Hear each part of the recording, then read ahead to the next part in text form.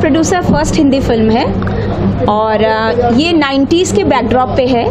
ये चट्टान जो अभी आप लोगों ने देखा ये पार्ट 1 है, इसका पार्ट 2 जो है वो 2016 की कहानी है और ये 90s की कहानी है। और ये कहानी है एक पुलिस ऑफिसर की, उसके परिवार की, और पुलिस मैन जितने होते हैं मध्य प्रदेश के बैकड्रॉप पे है।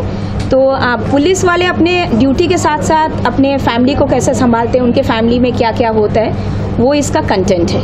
और टोटल फैमिली बेस्ड फिल्म है। जो आप लोगों ने, बहुत दर्शकों ने ये बोला है कि काफ़ी 20 साल के ऊपर हो गया कि हिंदी फिल्म में कोई राखी का कंटेंट नहीं, रक्षाबंधन का। रक्षाबंधन ही हमारी फिल्म का मेन कंटेंट है, उसी से कहानी। और टोटल फैमिली फिल्म है, नो गाली गलौज, पूरे परिवार के साथ आप थिएटर में देख सकते हैं, 3 पीढ़ी साथ बैठ के, बगले नहीं झांकनी पड़ेगी। सर आपने जो आपका कैसे जुड़ा हुआ और कैसे नेक्स्ट प्रोजेक्ट को लेकर कितना डिफरेंट प्रोजेक्ट होने हैं? ये फिल्म एक्चुअली 90s बेस्ड है, सो एवरीथिंग जो शूट हुआ 90s के हिसाब से शूट हुआ, बॉडी लैंग्वेज, कपड़े एंड द रोल, एवरीथिंग। तो उस हिसाब से काफ़ी डिफरेंट था मेरी थी। निर्देशक इस फिल्म के होंगे, अगर बताइए कि किस तरह का माहौल था जब शूट हो रहा था, तो ऐसा अनुभव बताइए जो यादगार बन गया हो शूट के दौरान। निर्देशक तो सेट पे और नेचुरली वो बहुत स्ट्रिक्ट रहते हैं, उनको जो चाहिए वो चाहिए। सर आप जानना चाहोगे डायरेक्टर के बारे में? डायरेक्टर के बारे में, डायरेक्टर ने मुझे कांटेक्ट किया था एक दूसरे रोल के लिए एक्चुअली, एंड देन कुछ दिन पहले बिफोर द शूट मुझे कॉल किया और बोला I want you to play the main role. तो whatever the problems, I got to play the main role. क्या सीखने को मिलेगा? कोई सोशल मैसेज टाइप कर देगा जब ये फिल्म आएगी, जो देखेंगे इस फिल्म को, किस तरह का सोशल मैसेज देगा ये फिल्म? सोशल मैसेज किस तरह की? सोशल मैसेज कि अपने देश, अपने समाज के लिए सबको सोचना चाहिए, अपने परिवार के साथ साथ। ये same thing, a lot of national integration के ऊपर है, and basically about honesty and hard work.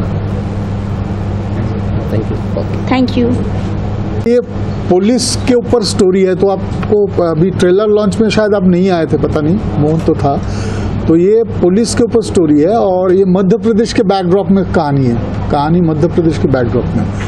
तो पुलिस जो ड्यूटी में होते हैं पुलिस स्टेशन में, उनकी फैमिली पे क्या गुजरती है, फैमिली की क्या सैक्रिफाइस होती है, जो कोलीग्स होते हैं आपस में उनका क्या रिलेशन रहता है, कौन किसके लिए सैक्रिफाइस करता है, किस लेवल पे जाके करता है, और उसमें बॉन्डिंग कितना रहता है। तो अमूमन क्या दिखाया जाता है पुलिस ऐसे करप्ट है, रिश्वत ले रहा है, ये कर रहा है, वो कर रहा है, इसमें वो चीज़ है, लेकिन वो एक छोटा सा पार्ट है कहानी की। बेसिक चीज़ है कि जितने पुलिस वाले इसके अंदर है, स्टोरी के अंदर, वो आपस में किस तरह से एक दूसरे से जुड़े हुए हैं, एंड उनके फैमिली एक दूसरे के फैमिली से किस कदर रिलेटेड है, और अल्टीमेटली एक फैमिली के लिए दूसरी फैमिली क्या सेक्रीफाइस करती है, लास्ट टिल एंड, आखिर तक क्या सेक्रीफाइस जाती है, और उसको कैरी करना लंबे समय तक, एक चीज़ को संभाल के रखना। ये पार्ट 2 में, इसका दूसरा पार्ट भी है, ये पार्ट 1 है, इसका सिक्वल पार्ट 2 है। तो वो उस पर सारी चीज़ वहाँ जाएंगे तो आपको पूरी तरह से वो भी क्लियर हो जाएगा। दोनों ने आवाज़ दी है इस फिल्म में, जी जी, उनके बारे में कैसा अनुभव था जब? दोनों के बारे में मैं क्या कहूँ, ये तो नाम से, अपने नाम से मशहूर है, दोनों अपने अपने नाम के धनी लोग हैं। शानुदा के बारे में मैं क्या कहूँगा, शानुदा को तो पूरा वर्ल्ड जानती है, तो फिर मैं अब अलग से क्या बोलूँगा। हाँ, लेकिन इतना कहूँगा ज़रूर, ये गाना जब मैं लेके गया शानुदा के पास, तब शानुदा बॉम्बे में ही थे। ये 2015 में रिकॉर्ड हुआ ये गाना, बीच में 6 साल गया। तो पहले बोले ये गाना तो पुराना लग रहा है, खुश हुए, लेकिन बोलते ये तो अभी के जैसा नहीं है, तो पुराना है। तो मैंने उनको बताया कि ज़्यादा ये सब्जेक्ट ही पुराना है, 90 का सब्जेक्ट है, तो इसीलिए गाने ऐसे हैं। तो फिर बोले फिर तो इसको 90 स्टाइल में गाना पड़ेगा। तो मेरी आवाज़ तभी वैसा रहा नहीं है, तो कैसे मैनेज करेंगे? तो मैं बोला दादा अभी आप अपने हिसाब से गाइए, मैनेज जो करना है टेक्निकली जहाँ तक हो सकता है करेंगे। बट मज़े की बात है, जब गाना करने आए, उनका ही स्टूडियो में रिकॉर्ड हुआ था, तो पहले दिन गाना वो जिस तरह वो करना चाह रहे थे उनसे नहीं हो रहा था। वो पता नहीं होता है ना, वॉइस कभी ऊपर नहीं चलता। वो खुद पे गुस्सा हो गए, बोले आज मैं करूँगा नहीं, मैं इसको कल आके करता हूँ। पहले दिन थोड़ा ट्राई किया, नहीं हो पाया, छोड़ के चले गए। नेक्स्ट दिन आए, नेक्स्ट दिन जब वो आए, जब माइक पे गए तो मुझे वो कुमार शानू मिले जो 90 में हुआ करते थे, और टोटल 48 मिनट्स के अंदर ये दोनों गाने का मेल पार्ट जो है उनके हिस्से, 2 गाने का उन्होंने 48 मिनट्स में 2 गाने का मेल पार्ट कंप्लीट किया with all take retakes whatever. तो मुझे वो 1 घंटा मतलब 50 मिनट मुझे कुमार शानू वो मिले जो 90 वाले कुमार शानू होते थे, वो मिल गया मुझे, और आवाज़ भी इसीलिए उस हिसाब से आई। सर ये भी कहना चाहूँगा, म्यूजिक से लेकर कोरियोग्राफी, लिरिक्स सब आपने संभाला है, मैनेज किया, कैसे मैनेज किया, क्या करें? मैनेज सर ऐसा है कि मैनेज करना पड़ा, क्योंकि जब ये काम मैंने शुरू की थी तो मुझे सबने बोला था, तो बोले आपका दिमाग ख़राब हो गया। क्यों? बोले यार ये पुरानी स्टोरी है, आजकल ये सब चलता नहीं है, कौन देखता है, कोई जाता नहीं है, ये सब फालतू है, मतलब टोटली सबने बोला ये बकवास है, ये मतलब नहीं, कोई इसका अर्थ नहीं है, पैसा वेस्ट कर रहे हो। तो जब राय ऐसा मिले तो काम लेके जाऊं किसके पास, और मार्केट में जो सीनियर्स हैं वो लोग आजकल कोई नहीं है, ये सब पुराने ज़माने का काम करना है तो लक्ष्मीकांत प्यारेलाल जी, आर.डी. बर्मन या कल्याण जी आनंद जी भाई या जो भी सीनियर है, उनमें से आर.डी. बर्मन है नहीं, प्यारे भाई जिंदा है, लक्ष्मीकांत जी गुजर गए, भाई जी लोग, कल्याण जी आनंद जी भाई का भी वही दिशा है, तो कोई करते नहीं काम, कोई है ही नहीं। तो मैं बोला अभी ये काम लेके मैं जाऊँ किसके पास, तो मैं कोशिश की बहुत, तो मैं कल्याण जी भाई के पास गया, पेडर रोड में उनके सिटिंग रूम में उनके पास, तो उन्होंने बीजू शाह जी के पास मुझे भेज दिया, रास्ते के उल्टे साइड में सिटिंग रूम है, बोले मैं तो बेटा करता नहीं आजकल, आप बीजू से मिलो, वो कुछ करेगा आपके लिए। तो बीजू जी के पास गया, उन्होंने मेरी पूरी सिचुएशन सुनी, तो बोले सुदीप जी एक बात बोलूं, आपको बुरा मत मानिए। हम बोलिए सर। बोले आप जो ढूंढ रहे हो वो हम लोग नहीं कर सकते। हम लोग क्यों सर? तो मुझे लगा शायद पल्ला झाड़ने के लिए बोल रहे हैं कि भाई उनको नहीं करना है, बड़े लोग हैं। बोले नहीं, ये जो आप ढूंढ रहे हो ना, ये जिन्होंने आपको मेरे पास भेजा, मतलब मेरे फादर, वो लोग करते थे। हम लोग आजकल ऑर्डर सप्लाई करते हैं कि प्रोड्यूसर सीडी लेके आता है, ये बोलते हैं ऐसे तो बना दो, हम बना देते हैं। तो आप एक काम करो, ये काम आप खुद करो। मैं बोला सर मैं कहाँ से खुद करूँगा, मेरे को कुछ आता ही नहीं है म्यूजिक का। बोले नहीं, आप जो ढूंढ रहे हो ये आपको ही करना पड़ेगा, क्योंकि ये यहाँ कोई नहीं है, हम लोग नहीं कर सकते ये चीज़, क्योंकि हम लोगों को आदत पड़ गया, हम लोग को फरमाइशी काम कर करके हमारी चॉइस टेस्ट सब खत्म हो चुका है। तो मुझे सर पुराने गाने में काफ़ी यादें दिखाई जाती हैं, जो वक्त शूट के दौरान अभी भी यादें आती हो। नहीं, तो वही मैं उनका सवाल का जवाब में ही सारी जवाब छुपे हुए हैं। तो मुझे लगा वो पल्ला झाड़ने के लिए मुझे मतलब भगाने के लिए बोल रहे हैं कि भाई आप कर लो, बट उन्होंने सीरियसली बोला कि आप डोंट टेक इट अदरवाइज, मैं आपको सीरियसली बोल रहा हूँ, आप खुद ट्राई करो। मैं सर मुझे कुछ नहीं आता। बोले आपको कुछ भी ज़रूरत हो टेक्निकल इसके लिए आप मुझे फ़ोन करना। तो मैं आ गया वहाँ से। आने के बाद मैं सोचने लगा भाई गाना मैं कैसे बनाऊँ, मुझे तो आता जाता ही नहीं। तो मेरा जो पुराना अरेंजर है, शुरू से जब मैं डबिंग फिल्मों के काम करता था, डबिंग फिल्म में गाने करने पड़ते थे, कमल सिंह बुनावत है, कमल बहुत गुणी लड़का है। तो कमल को मैं फ़ोन किया, हमने कमल यार क्या करे? बोले दादा आप कुछ बनाओ तो फिर मैं देखता हूँ, कोशिश करता हूँ। फिर मैं स्क्रैच ट्यून व्यून बना के उसको भेजता गया व्हाट्सअप में, उसने उसको बराबर ठीक ठाक करके, कहाँ टेक्निकली गड़बड़ है, रिदम गड़बड़ है, क्या स्केल का प्रॉब्लम है, उसने उसको बराबर करके फिर एक पूरे गाने बने। और गाने में कोई लिरिक नहीं था, मैंने ऐसे ही कुछ भी बलता था बोल बाल के उसको तैयार किया। मैंने म्यूज़िक को बनाया पहले, फिर उसने अरेंजमेंट की, बेसिक ट्रैक बनाया, फिर गाना खुल के, फिर सीरियसली उसको मैं मीटर में लिख के गाना रेडी किया। तो ये जो गाने आप देख रहे हैं जितना भी यहाँ पे है, बीजू शाह जी का बहुत कंट्रीब्यूशन है। उन्होंने अगर इंसिस्ट नहीं किया होता तो मैं कर नहीं पाता। और इसके बाद ये पूरे गाना जितना भी है मेरे गाने, इसका टोटल क्रेडिट टोटल कमल को जाता है, क्योंकि सबसे ज़्यादा झेला उसने, ट्रैक से लेके अरेंजमेंट से लेके सारी चीज़ बैलेंस करे। कमल कांदीवली रहता है, बट अभी कोरोना की वजह से वो उज्जैन का रहने वाला, वहाँ शिफ्ट हो गया फैमिली लेके। बट कमल स्पेशली इस काम के लिए कल रात को आया है इधर बॉम्बे में। कमल होगा इधर ही कहीं। हाँ, तो मैं उसको बुलाना चाहूँगा, आ जाओ कमल।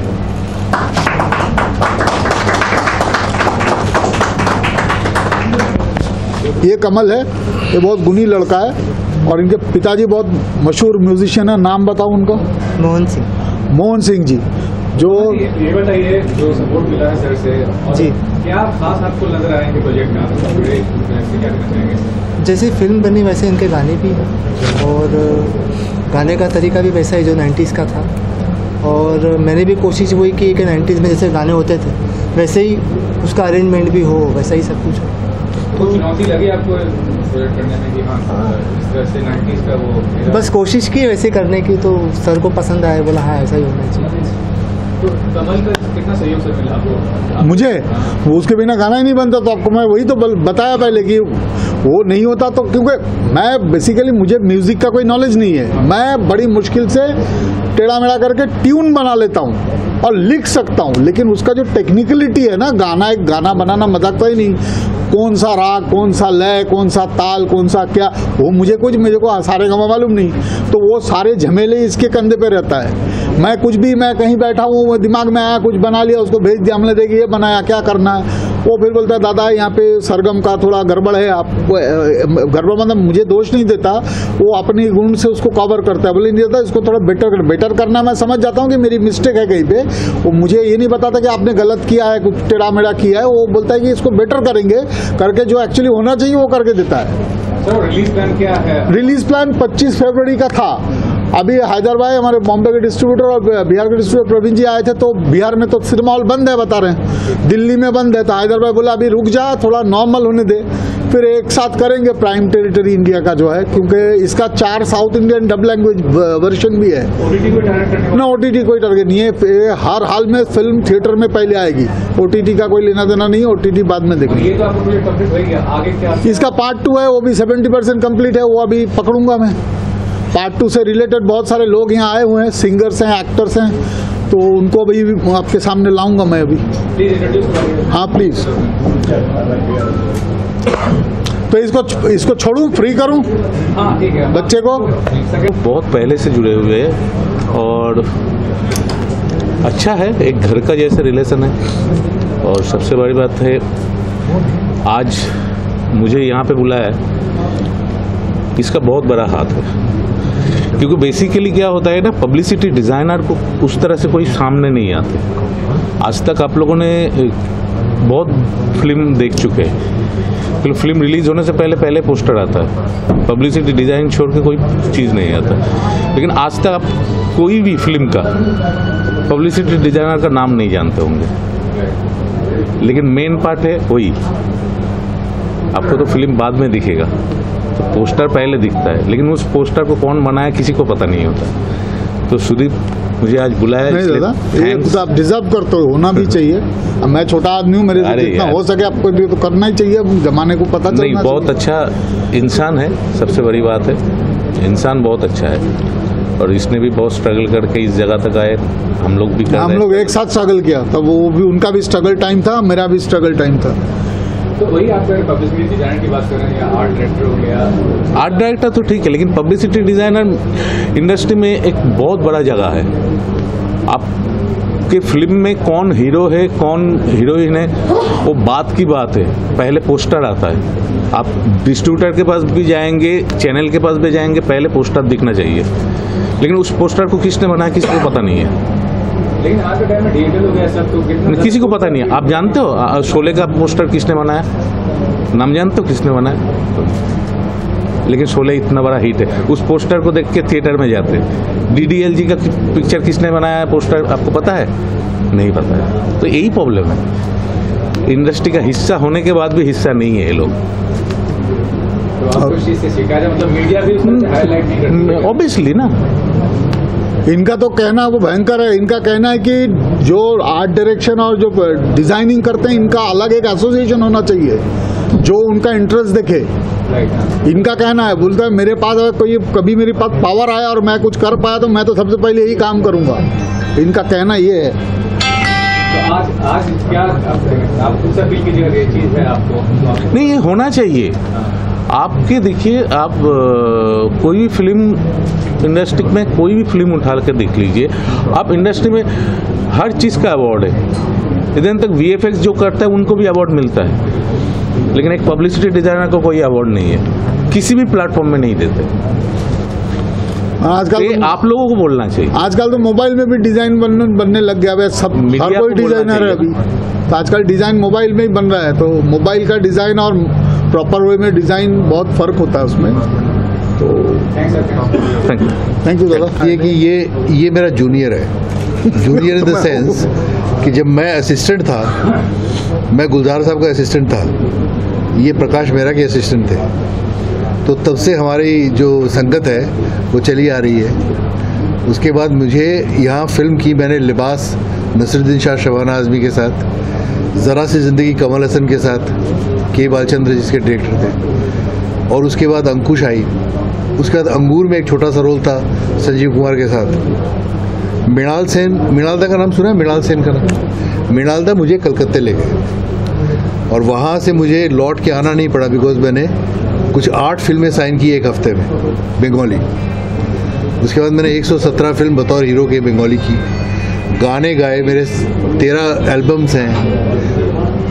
सीवी बहुत हैवी है, लेकिन सर जैसा जितना प्रोफाइल आपने बताया, ये बताइए मुझे, मतलब बंगाल में फिल्में जो बनती है बहुत क्वालिटी रहती है, बहुत ट्रेंड, लेकिन ये जो बॉलीवुड से जुड़ा हुआ किसी आर्टिस्ट का, वो आप कितना जरूरी समझते हैं उन्हें स्टैंड करने के लिए लार्जर देन लाइफ इमेज? बहुत ज़रूरी है। पहली बात तो उसके लिए तो बहुत ही ज़रूरी है जिसकी ज़बान साफ़ है, जो हिंदी बोल सकता है, जो हिंदी में ख्वाब देखता हो या उर्दू में ख्वाब देखता हो, उसके लिए तो बहुत ही ज़रूरी है कि बॉम्बे आए वो। अगर मेरे साथ ऐसा था कि कोई बुलाएगा तो आऊँगा, एक छोटा सा ईगो होता है ना आर्टिस्ट का, कुछ भी समझ लीजिए, फितूर समझ लीजिए कुछ भी, कि मैं वहाँ काम कर रहा हूँ और मुझे उतनी पैसे की तंगी नहीं है कि मैं मारा मारा फिरूँ। तो सुदीप जो है, ही बिकेम ए कैटलिस्ट। वो मुझे पिछले 7 साल से लगातार धक्का मुक्की नॉक करते हैं ना, नॉक, पिछले 7 साल से कम हर रोज तो नहीं, 2-3 दिन अंतर एक बार इससे बात होती है मेरी। तो अब की बार इसको मौका मिला और उस मौके को उसने हाथ से जाने नहीं दिया, उसने मुझे बुलाया। मेरे ख्याल से चट्टान 2 में मैं हूँ। हाँ, अभी वही उसी भी आ रहा हूँ। चट्टान 2 में मैं इनको बोला, दादा ये बोले अरे अमला आप आइए। आने से पहले भी फोन आया, बोले यार वहाँ बोलता है बहुत इन्फेक्शन हो गया, यहाँ लोग मना कर रहे हैं। हमें दादा आना है, आइए, नहीं तो आगे आपकी मर्जी, मैं क्या बोलूँ। या अल्टीमेटली आप पहुँचे, आए। अभी क्या है, चट्टान 2 में 2 कैरेक्टर ऐसा है, जो पुराने जितने कैरेक्टर है उसके साथ 2 नया कैरेक्टर उसमें आता है कहानी में। एक विलन की तरफ से है जो साउथ के मशहूर एक्टर चरण राज वो कर रहे हैं, और एक कैरेक्टर ऐसा जो हीरो की तरफ से है, एक मिलिट्री मेजर है आदित्य नारायण, वो मिलिट्री मेजर का रोल दादा कर रहे हैं। मैं हूँ तो I am one of the deprived, वंचित कलाकार हूँ टैलेंट होने के बाद भी, और यही हाल जीत जी का है। वो इतनी फिल्में करने के बाद भी उनको बहुत सारी प्रॉब्लम्स फेस करनी पड़ी है। वो गुजरात के सुपरस्टार हैं, टैलेंट है, साउथ की फिल्में उन्होंने बहुत की, टैलेंट की कोई कमी नहीं है। बट हमारी इंडस्ट्री की एक बहुत बड़ी प्रॉब्लम है जो आप लोग अभी देख रहे हैं कि वंचित कलाकार को पीछे ढकेल दो। मेरा यही रहेगा, हर फिल्म में मैं वंचित कलाकार, चाहे वो सीनियर हो या नए हो, सबको मैं काम दूंगी, कलाकार, टेक्नीशियन, सबको जो वंचित और टैलेंटेड हो। और जो सहयोगों को सुदीप जी से मिला, उनके बताइए कैसे? हाँ, एज अ डायरेक्टर उनका भी यही प्रॉब्लम है। सॉरी टू से, डायरेक्टर है तो उसको बहुत कुछ करना पड़ता है जो उनको रास नहीं है, उन्होंने किया नहीं। उन्होंने कई फिल्में शुरू की तो कभी हीरो हीरोइन को लेके भाग जाता था, कभी कुछ होता था, ऐसा होता था, सारा यूनिट का ये उन पे आके गिरता था। तो उन्होंने बोला ऐसे करूंगा तो मेरा कैरियर बनेगा नहीं। तो फिर हम लोगों ने अपना शुरू किया, अपने हिसाब से काम करेंगे, परिवार की तरह। हमारी यूनिट में पूरा परिवार की तरह काम होता है। आपसे मैं चाहूँगा, जैसा मैम ने बोला कि गुजराती फिल्म इंडस्ट्री का इतना बड़ा नाम है आपका, क्या कहना चाहेंगे कि यहाँ पे खासकर हिंदी फिल्म इंडस्ट्री में ऐसा क्या है जो कि लोग आते हैं लेकिन सफल नहीं हो पाते हैं? अगर उनमें काबिलियत भी है, उनका नाम भी है पहले से, यहाँ पे क्या सबसे बड़ी मुश्किल होती है? मुश्किल, I basically believe in luck, and अगर लक इज राइट फिर things fall into place. But आपका निजी तौर पर क्या जो चैलेंजेस आपने फेस किया अभी तक, यहाँ पे क्या सबसे बड़ा चैलेंज, सबसे बड़ा टर्न आउट क्या हुआ आपके लिए कि हाँ ये चीज़ यहाँ से ऊपर करने लगी?